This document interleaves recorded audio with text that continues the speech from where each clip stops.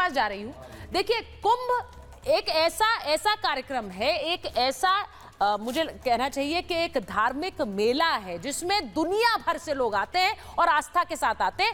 लेकिन DGP sir, जो एक धमकी मिली, आज जो खबर आई कि कैसे खालिस्तानियों का, आतंकियों का एनकाउंटर किया यूपी में पंजाब पुलिस के साथ मिलकर, यूपी के फोर्स ने, उसके बाद एक धमकी आई है योगी आदित्यनाथ के खिलाफ, एक धमकी आई है प्रधानमंत्री के खिलाफ, और ये खालिस्तानी आतंकी 7 समंदर पार बैठा है, वहां से धमकी दे रहा है।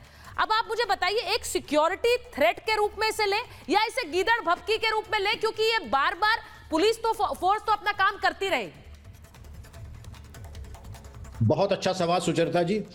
कोई भी धमकी चाहे कितनी भी हल्की क्यों ना हो, कोई भी कितना मानसिक रूप से विक्षिप्त हो, जैसे गुरपतवंत सिंह पन्नी क्यों ना हो, लेकिन धमकी को गंभीरता पूर्वक लिया जाता है और सुरक्षा के समस्त उपायों को ऑन ग्राउंड सुनिश्चित भी किया जाता है। और ये गुरपतवंत सिंह पन्नू अभी नहीं भौंक रहे हैं, ये जमाने से भौंक रहे हैं, ये अपनी खैरियत बना लें, क्योंकि अब सरकार अमेरिका में बदल रही है और जो डीप स्टेट इनकी मदद कर रहा था, CIA इनको अपना एसेट बना रहा था, अब इनकी भी उल्टी गिनती पन्नू जी की शुरू हो चुकी है।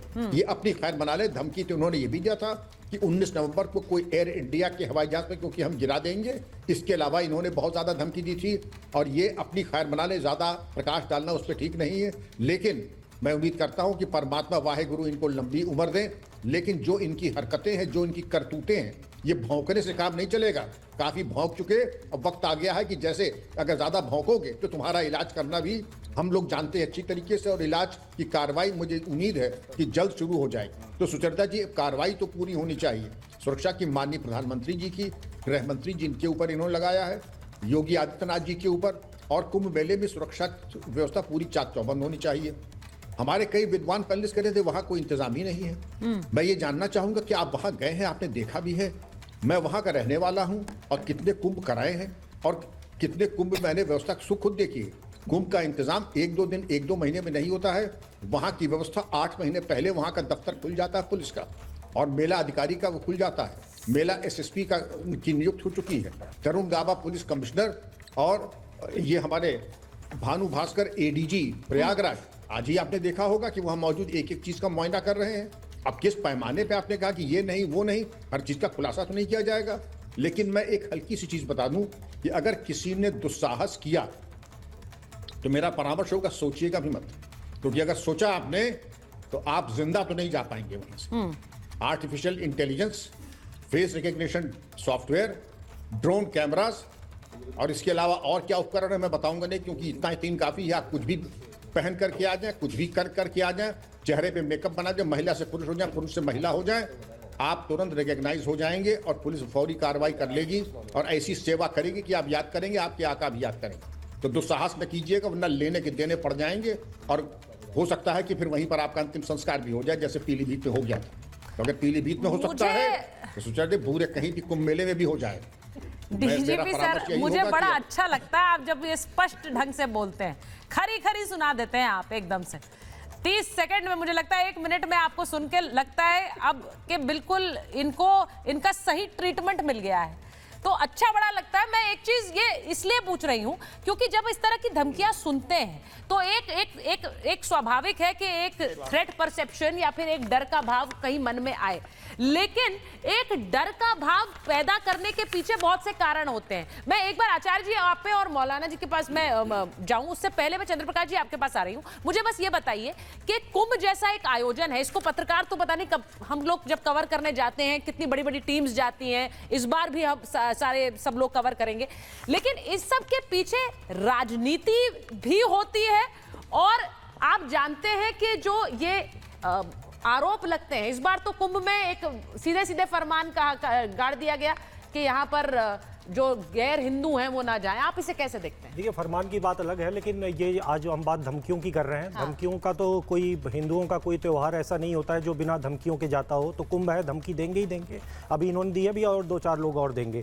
रही बात ये कि अगर हम अभी योगी जी की बात करें, योगी जी की सरकार की, तो जब सरकार आई थी और उत्तर प्रदेश अव्यवस्था एक अराजक राज्य हुआ करता था 2017 के बाद, उसके 1 या 2 साल के अंदर ही उन्होंने कुंभ कराया। जो अर्धकुंभ था उसको कुंभ कह के, कुंभ के ही स्केल की उसमें तैयारियां हुई थी और उतना ही विराट कुंभ हुआ था वो। अगर और जब लोगों को दिल्ली में पता चला कि यार कुंभ बहुत बढ़िया आयोजन है, तो कई लोग अपनी गाड़ी ले लेके भाग के गए थे और कुंभ में स्नान किया था।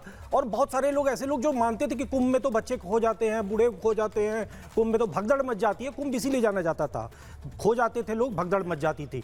उस कुंभ में लोग गए और लोग खुश होकर आए, और उसके बाद सुनना पब्लिक उससे बहुत सारे लोग हैं। तो योगी जी के पास अनुभव है, बहुत अच्छी तरह से अनुभव है इस तरह के आयोजन कराने का। कोई शक करने का, राजनीति करने का, जिसको करना है वो कर सकता है। वो विपक्ष है, आपके बगल में धर्मेंद्र जी के नहीं, वो विपक्ष है, उनका काम है, कुप्रबंधन के आरोप अभी वो उनका काम है, वो अपना काम कर रहे हैं, अच्छी बात है। काम के तहत प्रशंसा कर रहा हूँ कि वो अच्छा कर रहे हैं, प्रशंसा कर रहे हैं, वो कह रहे हैं कि आप अपना काम सही ढंग से कर रहे हैं। सुचरिता जी, प्रशंसा है। महाकुंभ के आयोजन में सबसे ज्यादा जरूरी चीज है डुबकी लगाते समय गंगा जल। गंगा जल की स्वच्छता के बारे में एनजीटी में फैसला आया है कि जो इलाहाबाद महाकुंभ का गंगा जल है वो नहाने योग्य नहीं है, वो पीने योग्य नहीं है, अचवन, अरे भाई आप पढ़ लिया करो, देखिए झूठ अचवन करने योग्य नहीं है। और आज भी सुन लीजिए, आज भी सीवर लाइन गंगा में जाती है और वही गंगा जल मिलकर इलाहाबाद जाएगा। उसी गंगा में योगी जी भी नहाएंगे, उसी गंगा में अभी कल नहाए हैं, अभी कल स्नान किया है। तमाम रिपोर्टर वहां पे स्नान कर रहे हैं। पहले सुन लीजिए, गंगा सफाई के नाम पे 89,000 करोड़ रुपया आज तक खर्चा किया है, और आज भी एक भी नाला बंद नहीं हुआ जो गंगा में जाकर के सीवर लाइन में ना मिलता हो। अच्छा, ये है गंगा की स्थिति। आपने कितने नाले बंद किए थे जब आपकी सरकार? हमने, आप लखनऊ रिवर फ्रंट जाके देख लीजिए, लखनऊ रिवर फ्रंट में गोमती नदी में एक भी गंदा नाला नहीं जाता है लखनऊ से, ये हमने किया था। और राकेश त्रिपाठी जी बताइए गंगा में कौन सा नाला बंद किया, उसका नाम बताए उस नाले का।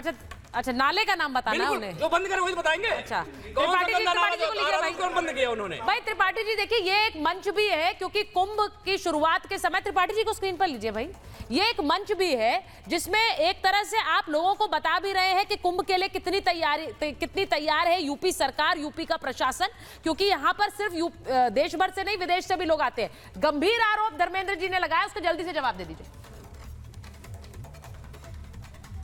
देखिए, धर्मेंद्र यादव की लगातार ये चेष्टा है कि कैसे कुंभ को बदनाम किया जाए, कैसे लोगों को हतोत्साहित किया जाए कि कोई वहां स्नान करने के लिए ना आए। मुख्यमंत्री योगी आदित्यनाथ जी अभी वहां स्वयं पहुंचे थे, उत्तर प्रदेश के दोनों उप मुख्यमंत्री थे, और कैसे स्वयं मुख्यमंत्री और उप मुख्यमंत्री आपके टीवी चैनल पर समय दृश्य चल रहे हैं,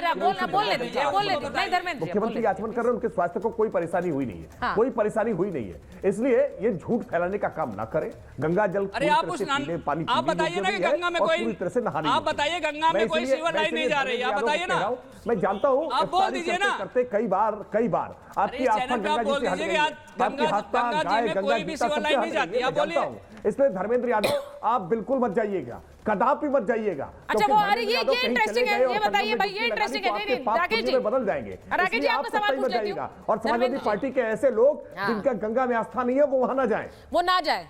आप जाएंगे कुंभ में? नहीं जाएंगे? सुचरिता जी, आपने इनसे पूछा, आप कुंभ में जाएंगे कि नहीं जाएंगे? मैं बता रहा हूँ, हमारा सवाल था कि गंगा में जो नाले गिरते हैं, सीवर लाइन के नाले गिरते हैं, एक नाला का नाम बताओ जिसको बंद कर दिया, ये नहीं बता पाए। मैंने आपको बताया 89,000 करोड़ रुपया स्वच्छ भारत मिशन के अंदर कौन सा नाला चल रहा है, भारत सरकार खर्च कर चुकी है, उसके बाद एक नाला नहीं बंद हुआ। बताइए मुझे, कुंभ में जाएंगे कि नहीं जाएंगे? वोट तो करा लूं मैं, खर्च करने के बाद अगर एक नाला बंद नहीं कर सकते तो ये क्या पैसा कहां गया? जाएंगे कि नहीं जाएंगे? भारतीय जनता पार्टी नाला पर माला फेरने की व्यवस्था बना दी, आप नहीं जाएंगे क्या? आप नहीं जाएंगे? यादव गए नहीं बहुत दिनों से ना, बिल्कुल जाएंगे, किराया मैं दूंगा आपको, किराया मैं दूंगा आपको, बताएंगे। देखिए नाले किराया भारतीय जनता पार्टी की ओर से मिलेगा, आइए ना आप। अच्छा, राम मंदिर गए थे आचार्य जी, अरे जहाँ से सुसरी निकली है वहाँ गए। अब सुन लीजिए, अरे बताओ ना वहाँ गए। हाँ, बता रहा हूँ, वहाँ गए नहीं गए ना, छोड़ो। नहीं, आपने पूछा, गए नहीं ना, जवाब दूंगा, सुनो तो सही भाई, लेने नहीं ये तो सही।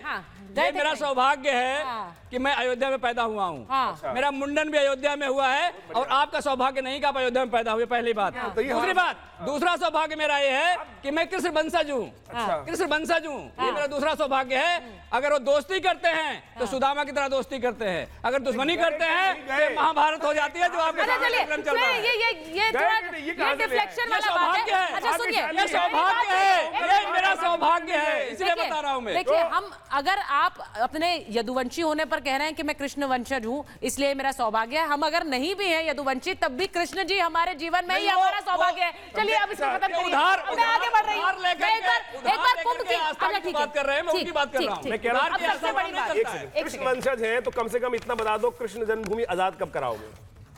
लीजिए, अब ये दूसरी डिबेट स्टार्ट हो बोल दो ना। अरे बताओ ना, आधार शुरू कर दिया। अब आप ऐसे कौन सुनिए ना, अरे आचार्य जी सुनिए तो। अच्छा ठीक है, मैं बताऊंगा। अब धर्मेंद्र